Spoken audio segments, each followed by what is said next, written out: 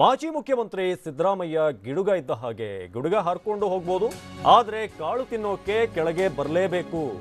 ಈ ಮಾತನ್ನ ಹೇಳಿರೋದು ಬಿಜೆಪಿ ಸಮಾವೇಶದಲ್ಲಿ ಶ್ರೀನಿವಾಸ್ ಪ್ರಸಾದ್ ವಾಗ್ದಾಳಿಯನ್ನ ನಡೆಸಿದ್ದಾರೆ. ಗಿಡುಗ ಎಷ್ಟೇ ಎತ್ತರಕ್ಕೆ ಹಾರಬಹುದು, ನಂತರ ಕಾಳು ತಿನ್ನೋಕೆ ಕೆಳಗೆ ಬರಲೇಬೇಕು ಈ ಮಾತನ್ನ ಹೇಳಿದ್ದಾರೆ.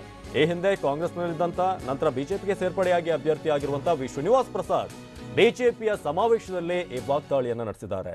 ನನ್ನ ರಾಜಕೀಯ ಜೀವನದಲ್ಲಿ ಯಾರ ಬಗ್ಗೆ ಕೂಡ ನಾನು ಮಾತನಾಡಿಲ್ಲ, ಆದರೆ ಸಿದ್ದರಾಮಯ್ಯನವರ ಬಗ್ಗೆ ಮಾತನಾಡಲೇಬೇಕಾಗತ್ತೆ. ಯಾಕಂದ್ರೆ ಈ ಹಿಂದೆ ನನ್ನ ಬಳಿ ಬಹಳಷ್ಟು ಸಹಾಯವನ್ನು ಪಡೆದಿದ್ರು. ನನ್ನ ರಾಜಕೀಯ ಜೀವನದಲ್ಲಿ ಯಾರ ಬಗ್ಗೆ ಕೂಡ ನಾನು ಮಾತನಾಡಿರಲಿಲ್ಲ. ಚಾಮುಂಡೇಶ್ವರಿಯ ಉಪಚುನಾವಣೆಯ ಸಂದರ್ಭದಲ್ಲಿ ನನ್ನ ಹತ್ರ ಸಹಾಯವನ್ನ ಕೇಳಿದ್ರು. ದೇವೇಗೌಡರನ್ನ ಸೋಲಿಸೋದಕ್ಕೆ ಸಾಕಷ್ಟು ಪ್ರಯತ್ನವನ್ನ ಮಾಡಿದ್ರು. ಆಗ ನನ್ನ ಪರ ಕೆಲಸವನ್ನ ಮಾಡಬೇಕು ಅಂತ ಹೇಳಿದ್ರು. ನಾನು ಕೆಲಸ ಕೂಡ ಮಾಡಿದ್ದೆ. ಆದರೆ ಅವರ ಕೆಲಸ ಮುಗಿದ ಮೇಲೆ ನನ್ನನ್ನು ಮರೆತು ಬಿಟ್ರು. ನಾನು ಇಲ್ಲ ಅಂದಿದ್ರೆ ಆವತ್ತೇ ನೀವು ಕಳೆದು ಹೋಗ್ತಾ ಇದ್ರಿ. ನೀವು ಮುಖ್ಯಮಂತ್ರಿ ಆಗೋವರೆಗೂ ನಾನು ಬೇಕಿತ್ತು.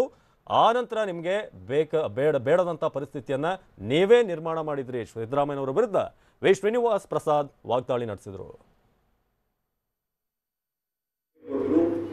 ನೀವು ಬರ್ಲಿಲ್ವೇನ್ರಿ ನಮ್ಮ ಮನೆಗೆ ಅವ್ರ ಜೊತೆ ನಿಂತ್ಕೊಳ್ಳಿ ಕೇಳ್ತಾ ಕೈ ಮುಗಿದು ಹೇಳಿಲ್ವೇನ್ರಿ ನೀವು ಪ್ರಚಾರಕ್ಕೆ ಬರ್ತೀರ ಅದನ್ನ ಹೋಗ್ತೀನಿ ಅಂತ? ಇಲ್ಲ ಅಂತ ಹೇಳ್ರಿ ಹೋಗ್ಲಿ, ಅದನ್ನ ನಾನು ಮಾಡ್ಕೊಂಡಿಲ್ವೇನ್ರಿ, ನೀವು ಸಹಾಯ ಮಾಡ್ಲಿಲ್ವೇನ್ರಿ?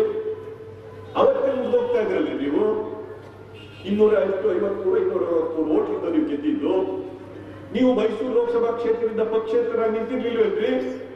ಚಾರಿಟಿಕ್ ಪಾರ್ಟಿನ ಪಕ್ಷದಿಂದ ಎಷ್ಟು ಓಟ್ ತಗೊಂಡ್ರಿ ಲೋಕಸಭೆಯಲ್ಲಿ? 8,500. ನೀವೆಲ್ಲಿದ್ರಿ ಆಗ?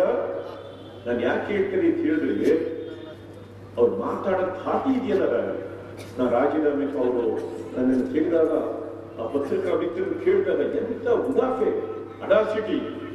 ನಾನು ಒಬ್ಬನಿಗೆ ಅಲ್ಲ, ಸಿದ್ದರಾಮಯ್ಯ ಅಂತ ಹೇಳಿದ್ರೆ ಉಡಾಫೆ ಸಿದ್ದರಾಮಯ್ಯ ಅಂತಲೇ ಗೊತ್ತಿದ್ದದೆ ಎಲ್ಲರಿಗೂ ಕೂಡ. ಅವರಿಗೆ ಎಷ್ಟು ನಿಕೃಷ್ಟವಾಗಿ ಮಾತನಾಡ್ತಾ ಇದ್ರಿ ನೀವೆಲ್ಲ. ಆ ಅಧಿಕಾರದ ಅಮಲಿದೆಯಲ್ಲ, ಅದನ್ನ ಬಿಡಬೇಕು.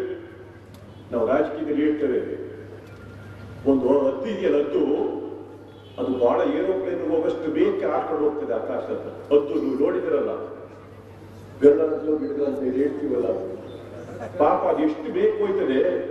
ಅದು ಹೊಟ್ಟೆ ಹಸುವಾದಾಗ ಕಾಳು ಅಲ್ಲಿ ಸಿಕ್ಕದಿಲ್ಲ, ಕೆಳಕ್ಕೆ ಇಳಿಬೇಕಾದ ಒಂದು ಕಾಳು ತಿನ್ನಕ್ಕೆ.